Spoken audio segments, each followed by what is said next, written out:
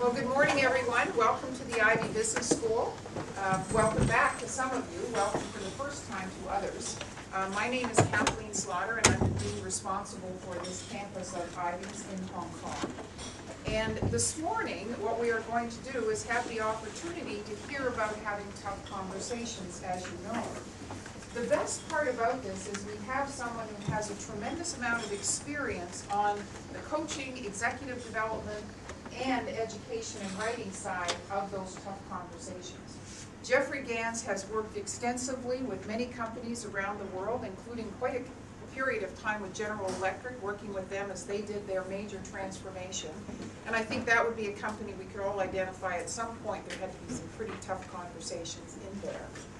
He is the head of executive development for the world for the Ivey Executive Development Program. So he is frequently here in Hong Kong, about 4 or 5 times a year is here. So he's worked with just about every major corporation in Hong Kong. And he is here this week working with one of our executive development clients. And so he offered to do these talks. And as you know, there was one scheduled for last night. And that was going to be Jeffrey's talk. And he was off on his plane this afternoon back to Canada. There were so many people interested in this that Jeffrey agreed to stay another day and do this, stay today, and he'll be off this afternoon back to Canada. So we're very thankful that he's here to do it because he does have the background of over 30 years of teaching at the Ivey Business School, 33 years of teaching at the Ivey Business School. He and I have been colleagues for the last 27 years. And during that period of time, he has taken a real interest around a number of areas.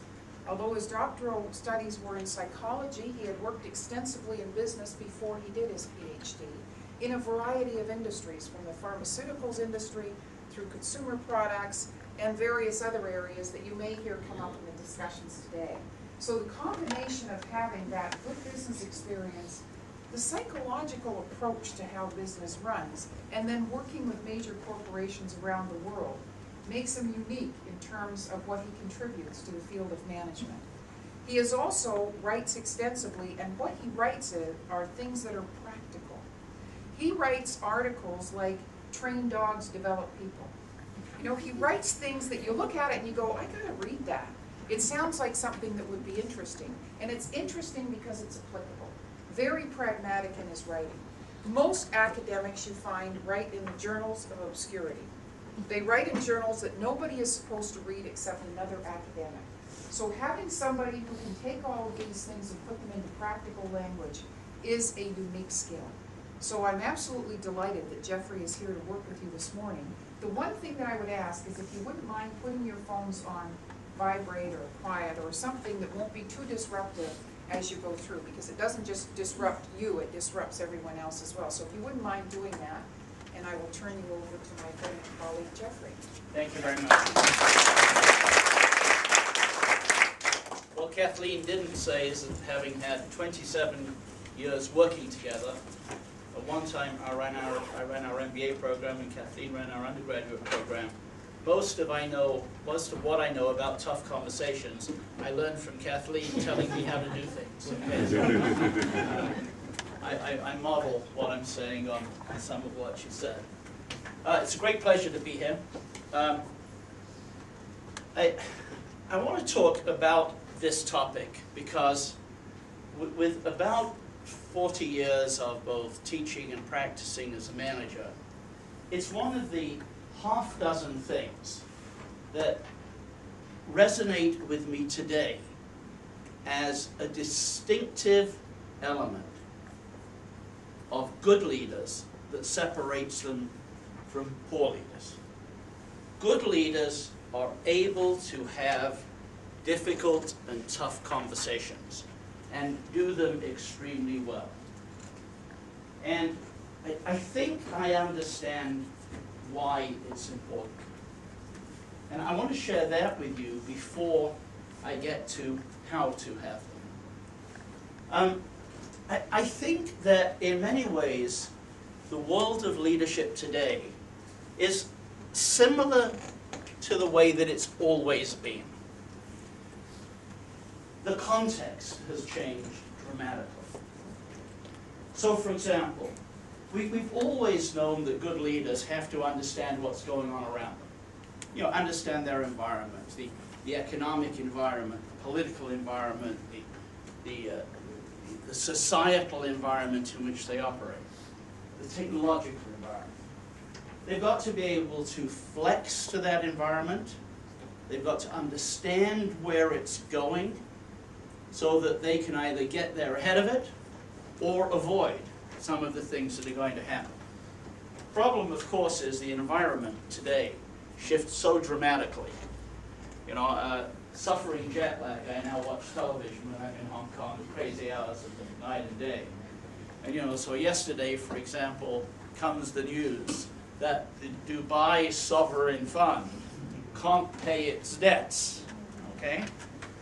Well, gee, 3 days previously, Dubai was one of the bulwarks of new capitalism in the world. There will be other shocks of a similar nature. So everything changes constantly. And with those changes in the environment comes a constant turmoil in strategy. So the idea that, you know, you had strategic planning. We used to have 5-year strategic plans in business. And you know what? They were a joke.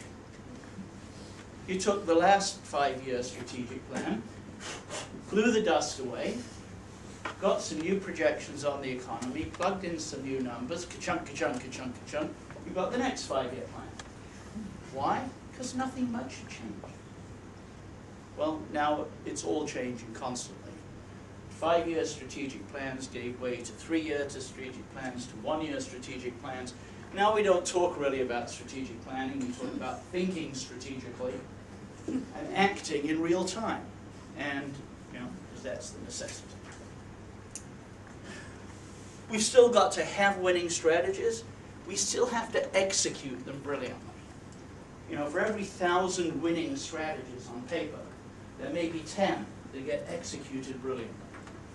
Why? It's difficult to execute well. Execution is where the hard work is. Somebody once said that all great strategies decompose into hard work. And doing that hard work is hard work. Let me also add, by the way, that I'm not one of those people who says execution is everything. Okay? You know, if you execute a really bad strategy brilliantly, you simply fail more profoundly and faster. So you have to have good strategy, but you have to execute well. And because everything is changing around you, many of the assumptions that you base your strategy on will prove not to have been good assumptions. It wasn't that you were stupid, the world changed. Competitors did something differently. New people came in. Regulations changed. China decided that, we would like to reserve the telecommunications industry for Chinese companies. And all of those companies from around the world that put 10, 20, 50 years in some cases into building Guangxi in order to benefit from the great explosion found that they had nothing at the end of that process. Okay? That happens, which means we have to constantly evaluate what is taking place, and we can never relent from keeping an eye on whether it's working or not and whether it's going to continue to work. So this has always been the case in business, but the pace at which the world is moving has increased. And with that pace of increase, there must be better communication.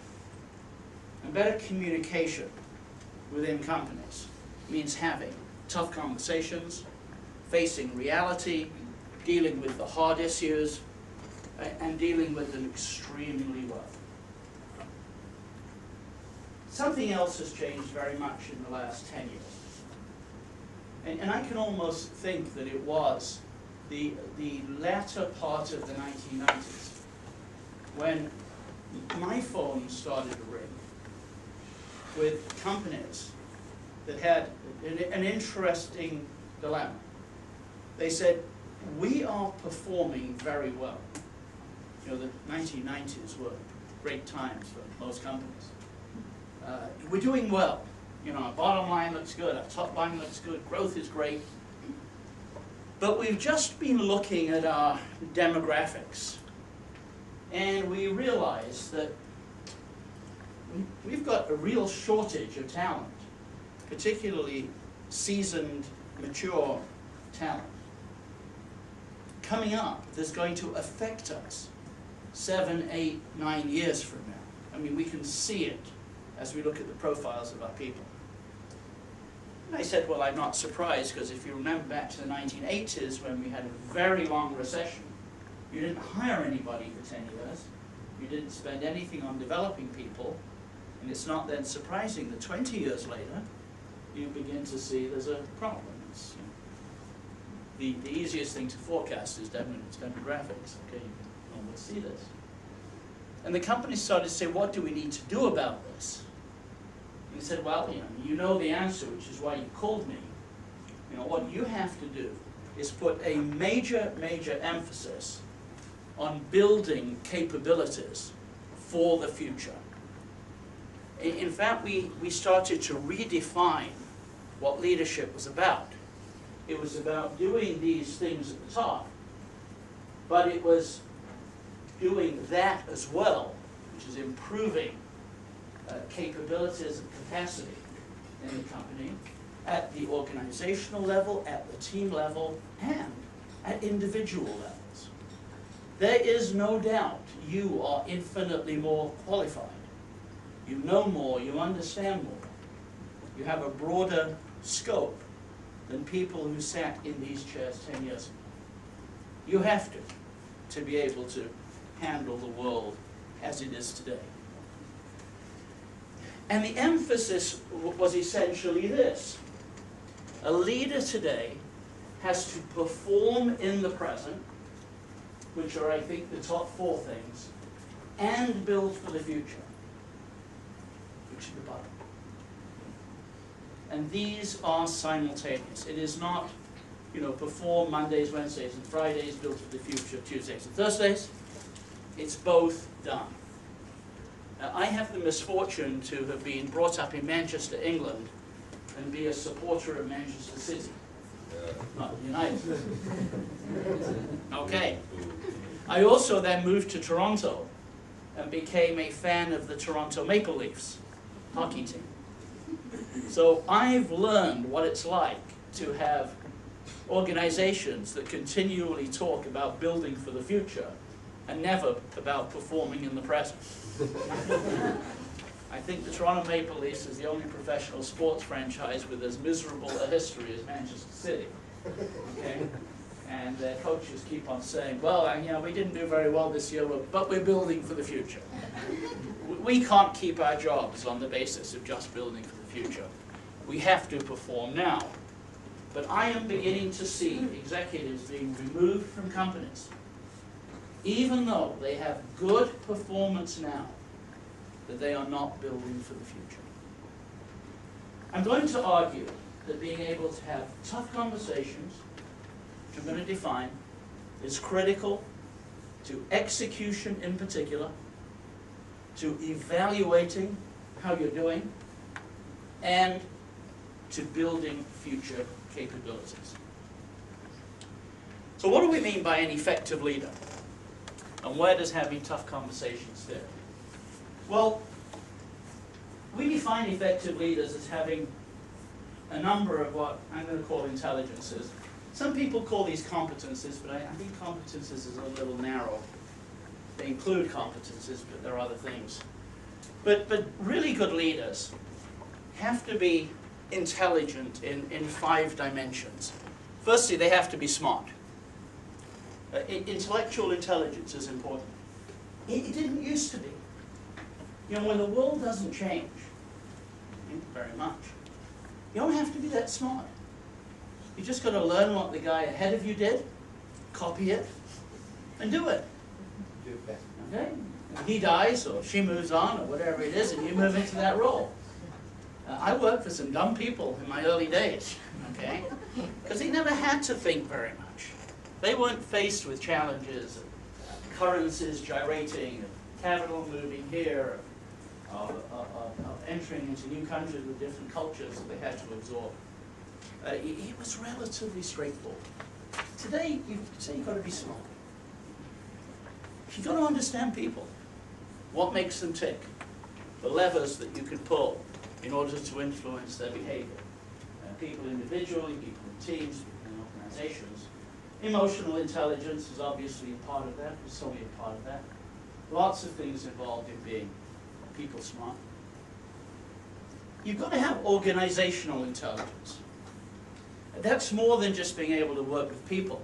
It's understanding how the organization works and how to work the organization. I know lots of people in organizations who are good people leaders, but they can't get anything done in the organization. They don't understand the politics of the organization and how to make that work for them so that they can achieve what they need to achieve for the good of the corporation to drive it ahead. Not here talking about personal politics. So you've got to be organizationally smart. You've obviously got to know your business, your function, probably in greater depth than we've ever had to know it. And so you've got to be highly competent in what you're doing. And you also have to have this strategic intelligence, this ability to understand where the business is likely to go and how to position the business to exploit opportunity and avoid something bad happening. When I talk about intelligence, it's a number of things. Okay, it's knowledge, it's understanding, it's skills, and importantly, and even more importantly at the senior manager and executive level, it's developing a good judgment. How to use the intuitive side of yourself as well as the analytical side to understand timing, to understand what can be said to whom, in what kind of circumstances to be effective. The judgment components are high. This takes an hour to develop. This takes a day to develop. This takes a week to develop. This takes a lifetime to develop in some people. And will never be developed in other people.